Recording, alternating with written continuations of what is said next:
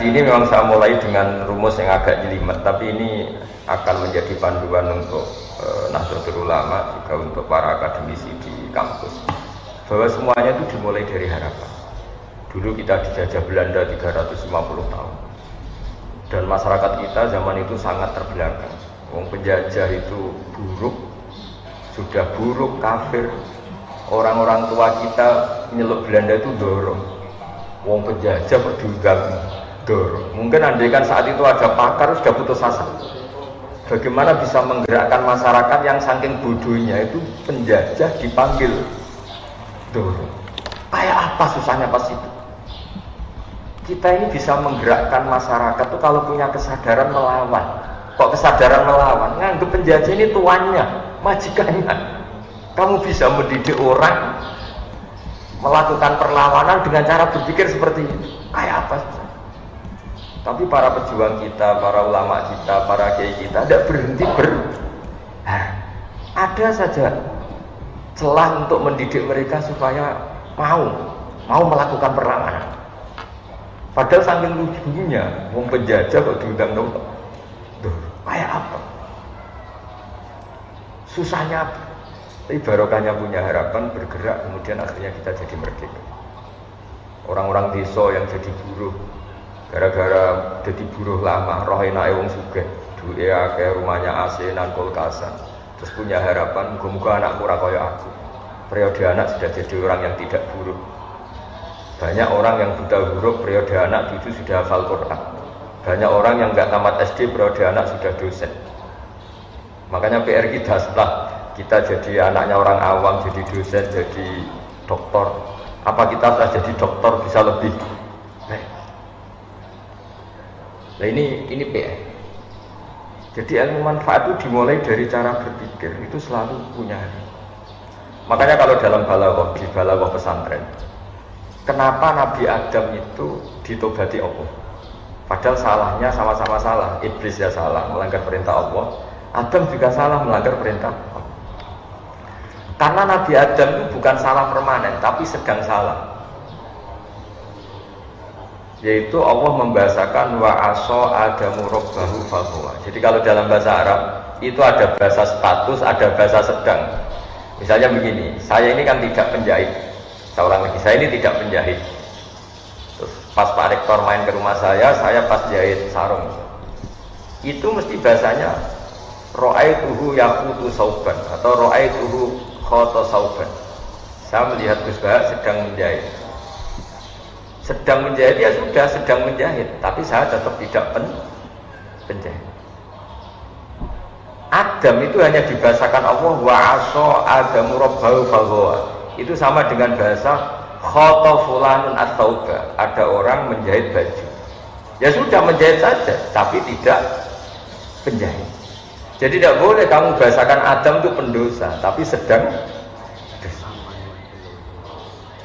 Nah, ilmu-ilmu seperti ini mulai hilang karena orang itu lebih menganalisis, nuruti pikirannya, khayalnya daripada mengikuti kaidah. Padahal kalau dalam kaidah seperti yang saya utarakan tadi, bahasa fasik itu isim fa'il itu zamannya tuh hal sama istiqbal. Kalau hal itu sekarang, berarti sekarang sedang fasik. Orang itu sekarang sedang kafir. Tapi mana sih? Kita tidak pernah tahu kaifa akibatnya, nanti akibatnya kayak apa. Kayak apa kita perang Uhud, bencinya kita sama Wahsy karena membunuh Sayyid Hamzah, bencinya kita sama Khalid bin Walid karena dia panglima perang orang kafir. Tapi apa yang terjadi? Khalid bin Walid akhirnya masuk Islam. Wahsy atau sama. Mungkin sebagian mahasiswa, ini juga sekaligus sambut mahasiswa baru, mungkin sebagian mahasiswa kecewa punya bapak yang lugu, yang awam, mungkin yang jualan pentol, mungkin yang apa. Tapi justru itu menginspirasi anak-anak untuk tidak punya nasib kayak bapaknya.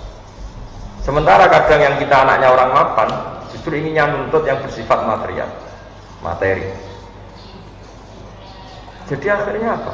Setelah yang anaknya orang awam, anaknya orang lugu ini jadi orang, nanti jadi kebanggaan. Saya ini anaknya orang biasa bisa jadi dekan. Tapi yang menggerakkan itu apa? Yaitu harapan. Makanya ciri khas madzhab Ahlussunnah wal Jamaah adalah tidak boleh mengkafirkan orang lain, karena dengan itu berarti Anda memutuskan hubungan Allah dan hambanya. Nggak boleh. Anak saja nggak boleh dipisahkan dari orang tuanya. Nggak boleh kamu menjual pedet atau anak sapi terpisah dari indukannya yang masih menyusu. Apalagi ini at-tafriq bainal abdi wa rabbi. Kebutuhan dasar seorang manusia adalah berhubungan dengan Tuhannya. Lalu orang ini kita putus hubungannya dengan apa? Tuhan. Dan begitu seterusnya.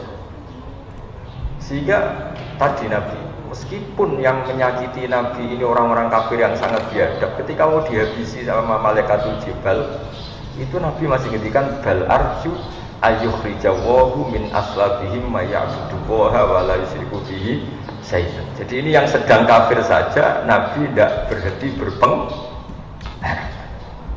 Saya sering ketemu bapak-bapak itu cerita ke saya, Gus dulu itu tidak puasa gara-gara anaknya ikut program Iqra atau Qiraati atau yang bu'ala, pokoknya ikut TPA.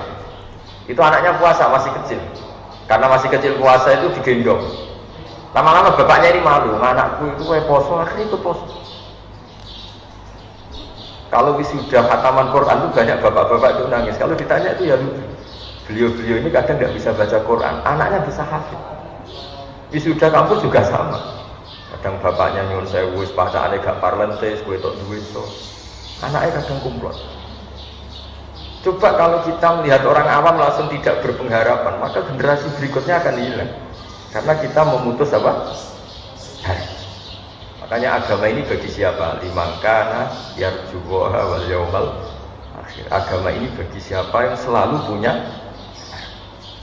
Indonesia pernah gak merdeka, pernah ada bestok, pernah ada apa saja, dan sekarang baik-baik saja. Sekarang juga ada masalah pandemi, masalah apa, tapi kita selalu berharap akan baik-baik saja, karena agama ini liman kana yarjuwaha wal yaumal akhir.